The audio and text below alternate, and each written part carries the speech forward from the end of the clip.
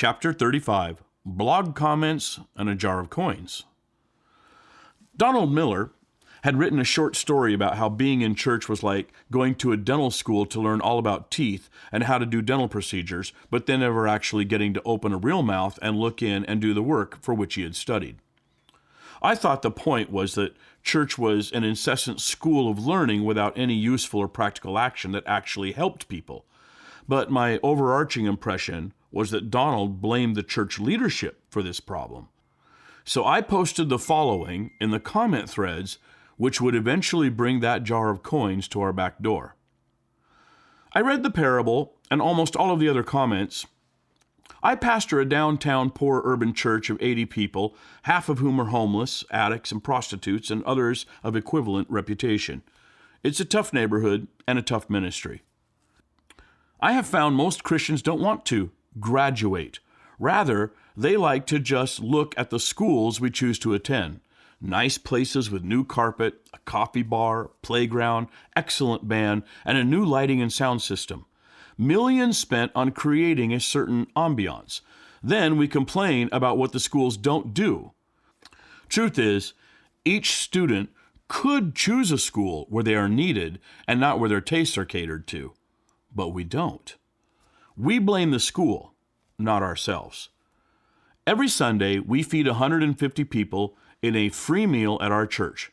Do you think we can get Christians to come and sit and share a meal with the broken and lost and wounded of this world, just to have a meaningful conversation with one of them?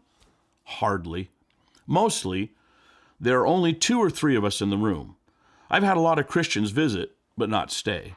They go back to shiny, happy schools by choice.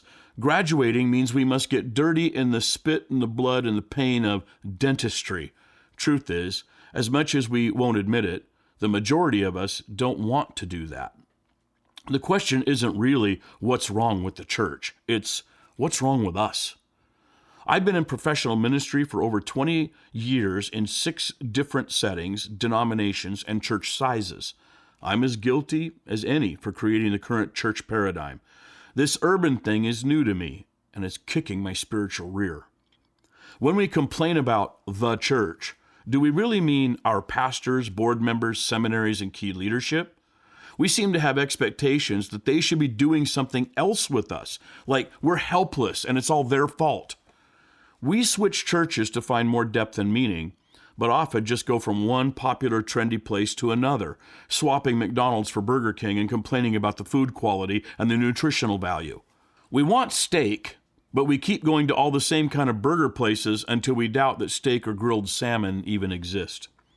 If there were no church buildings in America and all we had was the Bible, we would pick it up, read it, and then go down to the urban centers, oppressed neighborhoods, or local trailer parks, because here exists the broken, disheartened, and the poor.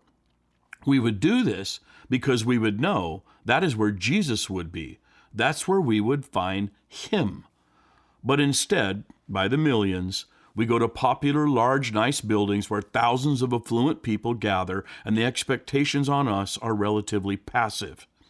Someone else does the praying, the singing, the reading, the interpreting, and the serving.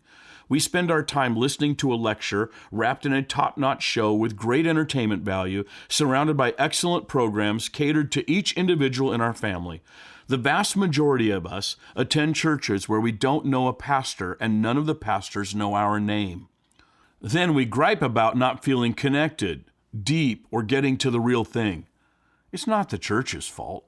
It's our own choices. I have Christians come to help who say, "What do you need?" And I respond, "See that table of guys over there? I need you to sit with them and be Jesus. Speak his words, see with his eyes, love with his heart, feel with his compassion, say what he would say, do what he would do." Usually the Christian leaves instead. I guess several years of listening to sermons and sitting in weekly home group Bible studies wasn't enough training. But God is on his throne. The Holy Spirit is alive and well on planet Earth. Jesus' plan is moving forward, and there are many who are still partnering with God in his work. The universal church is doing fine.